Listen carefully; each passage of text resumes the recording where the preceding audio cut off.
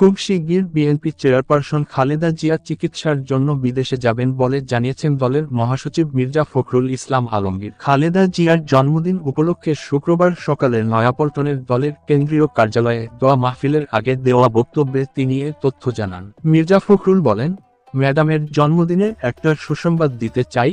আল্লাহ যদি রহম করেন, ম্যাডামকে অতি শিগগির আমরা বিদেশে চিকিৎসার জন্য নিয়ে যাওয়ার সিদ্ধান্ত নিয়েছি। খালেদা জিয়া যাতে পুরোপুরি সুস্থ হয়ে দেশবাসীর কাছে ফিরে আসতে পারেন, এর জন্য সবার কাছে দোয়া কামনা করেন বিএনপি মহাসচিব। ছাত্র জনতার গণ অভ্যুত্থানে ৫ আগস্ট শেখ হাসিনা সরকারের পতনের পরদিনই রাষ্ট্রপতি মো. শাহাবুদ্দিন সংবিধানের ৪৯ অনুচ্ছেদের ক্ষমতা বলে হাসপাতালের চিকিৎসাধীন সাবেক প্রধানমন্ত্রী খালেদা জিয়ার দণ্ড মওকুফ করেন। ৮ জুলাই থেকে তিনি রাজধানীর এভারকেয়ার হাসপাতালের চিকিৎসাধীন আছেন। অধ্যাপক শাহাবুদ্দিন তালুকদারের নেতৃত্বে একটি বিশেষজ্ঞ মেডিকেল বোর্ডের অধীনে তার চিকিৎসা চলছে। ৭৯ বছর বয়সী খালেদা জিয়া দীর্ঘদিন ধরে লিভার সিরোসিস, হৃদরোগ, ডায়াবেটিস, আর্থ্রাইটিস, কিডনি সহ বিভিন্ন জটিল রোগে ভুগছেন। জিয়া অরফানেজ ট্রাস্ট দুর্নীতির মামলায় ২০১৮ সালের ৮ ফেব্রুয়ারি ৫ বছরের সাজা দিয়ে কারাগারে পাঠানো হয় খালেদা জিয়াকে।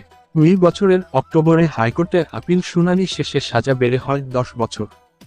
এরপর জিয়া চ্যারিটেবল ট্রাস্ট দুর্নীতি মামলায়ও আরও ৭ বছরের সাজা হয় খালেদা জিয়ার। ২০২০ সালে করোনা মহামারী দেখা দিলে প্রধানমন্ত্রী শেখ হাসিনা নির্বাহীর ক্ষমতায় খালেদার দণ্ড ৬ মাসের জন্য স্থগিত করেন। ২ বছরের ২৫ মার্চ সাময়িক মুক্তি পেয়ে গুলশানের বাসা ফিরোজায় ফেরেন খালেদা।